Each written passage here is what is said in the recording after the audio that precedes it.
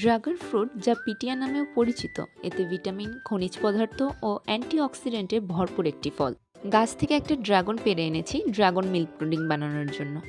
সুন্দর করে ফলটিকে কেটে নিয়েছি এবং ব্লেন্ডারে 1 কাপের একটু বেশি পরিমাণ পানি নিয়ে সুন্দরভাবে ব্লেন্ড করে নেই। এরপর একটি পাত্রে স্ট্রেনারের সাহায্যে ব্লেন্ড করা ফলের রস স্ট্রেন করে নিয়ে রসটিকে জাল করতে থাকি।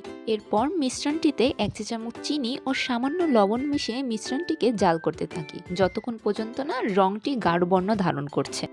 এখন 1 চা চামচ আগার আগার পাউডার মিশিয়ে আরও কিছুক্ষণ জাল করে নেই।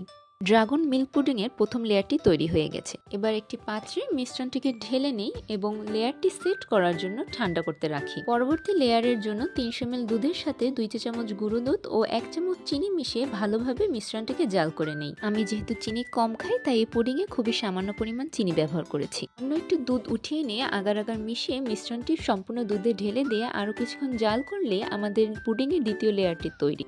এরপর মিশ্রণটিকে আগের ড্রাগনের লেয়ার উপরে ঢেলে নিয়ে ঠান্ডা করলে আমাদের ড্রাগন মিল্ক পুডিং একদম রেডি।